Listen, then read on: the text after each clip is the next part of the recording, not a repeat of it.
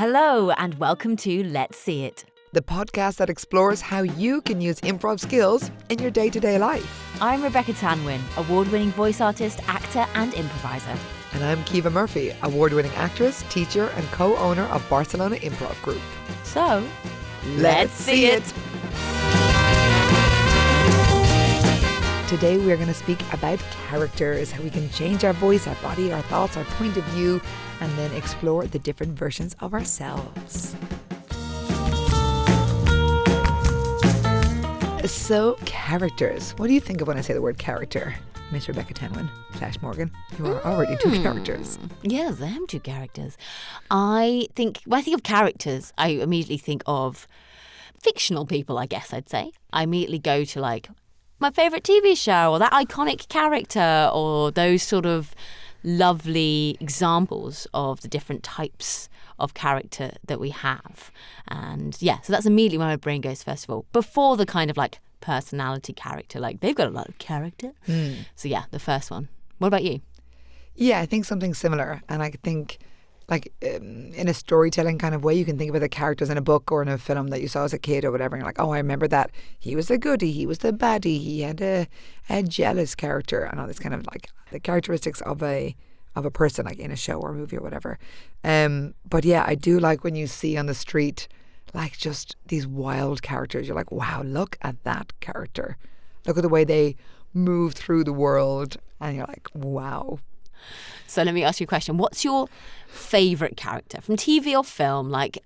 Pick an iconic character that you're like, oh, love that. In terms of the character I would like to play, I want to play more baddies. Mm-hmm. So there's the real baddies, the political bad people who do bad things, murderers, these kind of things. There's that side of it, but there's also the Devil Wears Prada baddie. Is she a baddie? Well, question mark. Question mark. Question mark. Twiddle moustache. Twiddle moustache. So playing a villain is really fun. I think because I don't consider myself very villainous. Maybe someone will disagree.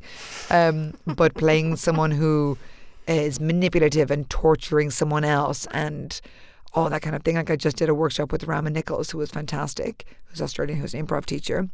And we did an entire day about villains. And it was so fun just to be bad. So those kind of characters, that playing with your dark side. The shadow side. The shadow side. But I'm going to ask you a question here. What is so fun about being able to access that side? I think because it's just so hidden. And we just don't play with that side. I consider myself a good, kind, caring, empathetic person. And all those are qualities that I like about myself and of the people I spend my time with. But then getting to play a baddie who is selfish and narcissistic and conniving is even the words is oh, yeah, it's sultry and interesting and dark and just looking out for number one and not giving a shit about anyone else.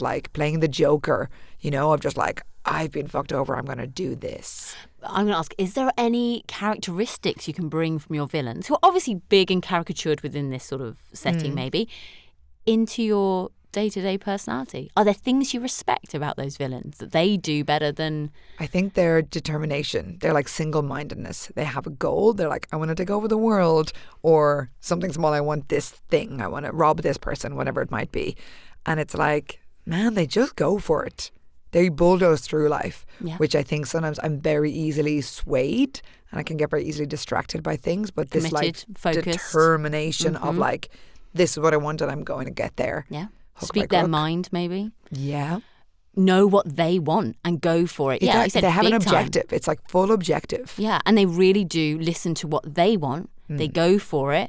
They're in tune with themselves. Yeah, and that is very exciting. It's fun to play when you're playing a baddie. Because I would say, for me too. I love playing the baddies. It's not what my casting is for free. I often play Girl Next Door or whatever. But I'm getting more baddies recently. Yeah, right. I think as I get older and being British, no, but you're good at it too.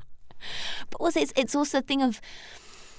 Maybe to look at me, you wouldn't immediately go, oh, that's the baddie, but it's interesting casting if I am. When I said the character thing to you, when I said I'm about to ask you the same thing. Yeah, the first thing that popped into my mind, and this is from childhood, was Sleeping Beauty and Maleficent. Oh, yeah. she was so good in that. And I just so understood why she was so angry. Yeah. Like when she came and was like, she saw the beauty of their lives and that she'd been left outside. And she was like, I wasn't invited. I'm part of this kingdom, all this sort of thing. And this thing about him being in love with her, having never even spoken to her. And she's just like, you're an idiot. She's like, what are you going to do? Ride out? It was just such logic, such realistic logic. Yeah, she did then turn into a giant dragon and try to eat everyone, like, you know. But her logic was kind of there. And made a lot of sense, like in the real world, not in the fantasy world. This is life, and life can be really tough, and that's basically what she was saying. Yeah. And so I always love it when a villain has a really solid grounding for what they're doing. They might be doing it the wrong way, but they have a point of view. They have a real point of view. And for example, I mean, the classic is Thanos in the Avengers. He's like, the world can't cope. There's too many people. I'm going to click my fingers. 50% is going to disappear. There's going to be no, like, the rich, it doesn't matter if you're rich, poor, whatever, Good, and the bad, world's anyone, going to be, just... it's just random. And it's a horrible thing because obviously nobody deserves to die in that indiscriminate way, but at the same time we can't deny his logic of the world is dying and that it can't take this pressure. And so it's that, I love that in the richness of the villain. Anti-hero. The anti-hero. Yeah. Exactly. Where sometimes the heroes can be a bit like, all right. Oh, get off your high horse. Jeez, we know you're Come on. amazing. Okay. But yeah, villains come to my mind first, I think. Or complex characters. Yes. Characters that are lovely, but also at the same time, you know, flawed, like we all are. Yeah. Human characters, like with weirdnesses and strangenesses and quirks and odd bits and good bits and bad bits. Because we're not all angels. No, nor should we be. No, exactly. But I think it's interesting in improv because people, they start doing improv and they start playing characters and they start, you know, maybe with a strange, wacky point of view, they find a shiny thing and they exploit that, explore that, whatever. But it only stays two-dimensional and on the surface. If you're like, oh, I'm this person, blah, blah, blah, and I can play that character, but we want to know why. If you want this thing, why? If you're good, why? You know? Yesterday we were in rehearsals and I was doing a character that wanted to be, it was a character inspired by the word bed. So I chose the idea of like being comfortable. I want to be comfortable all the time. That was my character. And so I started an office scene where I had a duvet and a hot water blanket, hot water bottle. I wish there was a hot water blanket. I love a hot water bottle. Oh yeah, hot water blanket. Hot water blanket is a Take giant, a lot of water. a huge hot water bottle. Oh my God, it'd be so heavy, but it would be so good. I mean, that is kind of what an electric blanket is, I guess. Yeah, okay, that's true. Yeah, There's no water involved. Okay, fine, Anyway, it sorry, exists. Yeah, no Dragonstein needed. But it was like, yeah, enjoy the point of view of like, why do you want to be comfortable? And then we're interested. Then it got legs. Otherwise, it's like, okay, blanket, yeah, okay, hot water bottle. What's next? Yeah, why? But why do I want to be comfortable? It's like then we get to discover the second level of what this person is about and how that point of view can then be transposed to another place. Well, this is the thing about watching any kind of art. So reading books, looking at paintings, watching You know, TV when you films. look at paintings. You know when you look at those paintings, but any kind of art form at all reflects the human condition. So we see different parts of ourselves. It might not be all of ourselves, but there might be a thought or something that can be explored in a safe way, as in like you start to think about things that maybe you haven't processed before or looked at before, or even thought you agree with, and you're like, oh, I'm being challenged on that. Before in life, you might get to having to make a decision that involves that. So it's lovely to watch that reflection back of you, good, bad, different people. I think that's one of the reasons I love the art so much, holding the mirror up to humanity and saying, this is us. Look at you. Look at you. Mirror, mirror on the wall. Who is humanity after all? I don't have an answer. I wasn't looking for an answer. I was just enjoying the rhyme in my head. After all.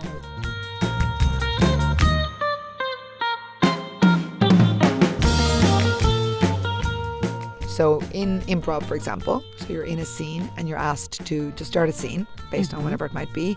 Where do you first start making your character? Does it come from your head? Does it come from your body, the emotion, the voice? Where do you first feel most comfortable creating a character that's not yourself? It comes from my body. Your body? Yeah. Anywhere in particular? How I look at the other person. I think comes from my eyes. I know that's really weird, but when someone else enters... Oh, you mean I'm on my own on stage? You're starting the scene. Oh, okay. Or no, okay. no, I'll take it back. I'm in a scene with you. How are you going to build your character? You start with the eyes? Yeah, Of how you look at me. Yeah, I'm a bit of I like to look at the other person Great. before I make 100% decision. Though I have done it the other way as well, which I really enjoy. Making a big physical choice as soon as I walk on stage. And sometimes it's a bit over the top. But it gives my partner something to play with. Like I'll come on and be in an emotional state, be in a physical way. I'll have an idea of whether my character's a general like goody baddie if I'm starting the scene. Like whether I'm an innocent good person, like that archetype of like, I'll have like an archetype in my head if I'm starting the scene. So I might be like, okay, the inspiration is candle. And I'll walk on and be like, ooh, I'm going to be like a Lady Macbeth doing a little witchy thing or something around a candle. So immediately I'm there and I'm like, I'm a really evil witch in my head. Like I'll think of like that to begin with and offer that as a physical thing. If they come in and see me as a witch, great. They might come in and see me like something else, like, oh, hey, daughter. I don't know, you have to go with whatever's given. But I do like to pick something strong if I start the scene. Okay. Does this make any sense? It makes complete sense. It's just that you answered 3 different things for the same thing, which I think is interesting. Because I don't have one way of doing it. And that's what's interesting. That's it. It's I do because I love doing character stuff. Yeah. It's one of my favorite things to do and also the more I do it in voice as well, the more I get into like different characters, how different characters speak, the different energies they have, resonance they have, all that kind of stuff. So yeah, but it doesn't always start in the same way. Sometimes the inspiration comes from a different thing. It can be a physical tick, it could be something that a big character choice, it can just be the eyes looking into the other person's eyes and feeling something come back and forth. Kiva just did giant eyes at me. Eyes. Big eyes, lots of eyes. So yeah, there is no one way for me that I do it. What about you? Do you find there's a way in for a character? So I think for me, I start with the physicality and I get the body involved. And maybe I just start off with the body and then I kind of fill it up afterwards. So I might start with the body and start leading with a different part. Maybe I walk with my hips or my tummy, or I've got more weight on the heels of my feet or whatever it might be. And then if I'm in that body, what's the voice that goes with that body? Because what happens often when people start with improv, they'll have like a big, a tummy kind of character who kind of comes in a bit like waddly, and then they'll just use their normal voice. And it's like, no, use that waddle, use that like that body, and like put the voice in where that bit of that body is, and then see, maybe it makes you speak different or slow or deep or, and play the contrasts. Play a real deep body that's all very tummy whatever, and then have a voice all the way up in your head and like make that contrast. Also fun. But it's just all these different things that we can do so that we don't play too close to self. But it's easy with improv to get stuck in your head and everything comes from like neck up and it's all your beautiful mind palace. Great. But then all the body is just you. Yeah, it's just forgotten about. And actually, you touched on obviously my favourite thing, which is do a voice. Yeah. Do a voice. Because you're right, let your body inspire how your voice comes out.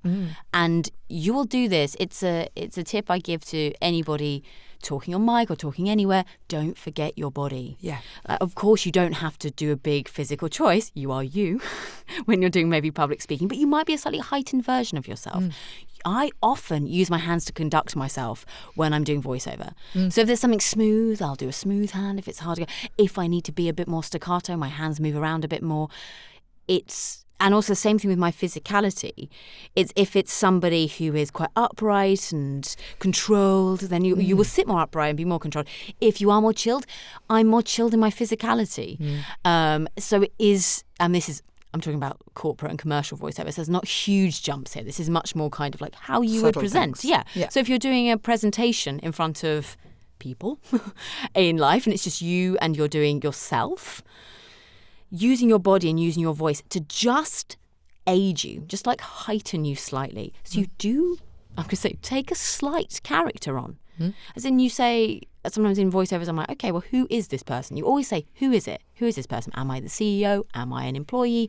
Am I a customer? And that always shifts kind of how the tone is, So if often one I use a lot is, this is my TED Talk, because that's often the tone they want. This kind of confident. I'm the owner of this small business and I'm standing in front of this group but I want to be kind of cool, but at the same time I want to be energized and I want to be their friend, but at the same time I'm experienced and I know what I'm talking about. So often I do say imagine this is your TED Talk. You know all about this. You've got this. Get it. You got this. And then slightly take on that character. So you just give yourself that support. You take yourself a little bit away from you, which is very vulnerable. And that's why a lot of actors actually hate Being themselves. Yeah. Doing interviews, doing public speaking, standing up at a wedding and reading a poem, because you're not a character. You haven't been given something big to play. You're yourself. So in those situations, a trick is just to take on a very subtle character. No, and I would totally suggest that if you're giving a public speaking or presentation or an interview or whatever, just to heighten, have the superhero version of yourself. That's just 10% bigger, taller, more beautiful, more confident, more posed, more whatever it might be. Yeah. And I think it's good to have that twist into the best version of yourself. Yeah, and it doesn't have to be fake. It doesn't have to be you put on something that's fake. You just go these are the cool things that I know are cool about me, that I love about me. These are things that when I'm at my most relaxed and I'm at my most happy and most confident, these are all the things that bam, bam, bam, bam. And those little quirks and nuances and all that stuff will come out. And it just makes everything so much more easy for you. Yeah. And also engaging for the people you're talking to if you're talking to a big group. But I think this is why improv helps people so much, because they start doing improv and they come to us for an improv class or a show or whatever, and they're like, oh, I can be this bigger version of myself and I can put a light and shine a light on this part of myself. I'm like, oh, I'm super quick. I'm going to play a really quick character and see if that kind of makes me feel and makes me do. And I get to highlight that bit of myself. And then the next day, I'm going to play a real sexy soldier. And I have that inside of myself, but I get to augment it and heighten it. And people come to us for improv, and after 6 weeks, they're like, quit my job, going for an interview, change this thing about myself, got rid of that relationship, changed country, because they just feel that they can explore all these other characters that they kind of had hidden or squashed. Yeah. And like we've said before, as kids are like, boom, boom, boom, 1,000 characters a minute, no holds barred, no judgment, self-criticism. And then as grown-ups, we're like, oh, I've kind of settled into this version of myself. And then maybe we take drugs or take alcohol to kind of let loose and let those other versions of ourselves where we're a bit wilder or more brazen or brave or sexual or whatever it might be. And we use these kind of crutches to allow these other versions of our character to come out. And they're you plus 10, you plus 15, you plus whatever. But then with improv, you get to it's amazing the difference. People started the first day and they got their arms crossed and they're like, I am very sure of who I am and this is beyond me. And then an hour later, they're like, no, I'm a frog. And they're on the floor being a frog, 100% committed to the character being a frog. And they're like, all I care about is flies and, and they just allow themselves to sink into this character or to bring it out of themselves. And it's incredibly joyous. And that's the exciting thing, because you can take those aspects are in you. You made it. It's you. It's it's a heightened version, but they're there. So you can access that at any time. And I'm just pushing the button and I'm just going just push that little button and see what happens. And then they're like, what? And they're like, wow, you're amazing. No, you're amazing. You did this thing. Yeah, it's in you. That is. And you can bring little. Okay, you might need to be a frog in your in your business, but you might have to go I really love this, and have that enthusiasm of the frog at some point, and then be like, oh, and you can bring all those different elements in to explore kind of yourself. You're exploring those different aspects of who you are, of your personality, and some things fit really beautifully, and you'll see people go to the same characters again and again because they fit really wonderfully with certain aspects of who they are. It's always a real challenge when you see people do things that aren't quite who they are. Yeah. And that's where the most fun, like we said, the playing against type is one of the most fun things to do and the boldest thing you can do as well, I think. Because people would look at the two of us and they're like, oh, they're cute and they're nice and they're sweet and whatever. And it's we both want to play villains. I want to be baddies. Obsessed, complex villains is what we want to do.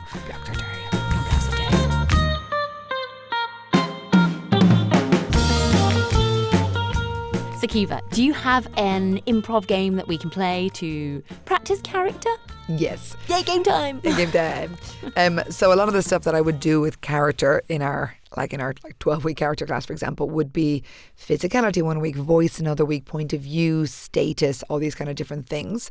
So a lot of it is really physical, about getting into the body and playing on the emotions and all these kind of things and the reactions. But one that often gets kind of forgotten a little bit is the point of view. So if you can think about, what this character thinks and feels about the world, it can really help. Oh, yeah. So we're going to do kind of 3 parts to this game. Okay. Sure, just to mix it up. Yeah, why not? I just changed my mind right now. So the first one is I'm going to give you a gift. It's an exercise that's called character gift. And I'm going to give you a gift. For example, can you give me a gift? Just pretend you're walking up to me and tell me what it is. Okay. Hi, Kiva. I bought you this pair of socks. Great. And I'm going to take those socks and I'm going to say, oh, these socks are so, and I'm going to give them an adjective. Okay. So these socks are so crisp. I am so crisp.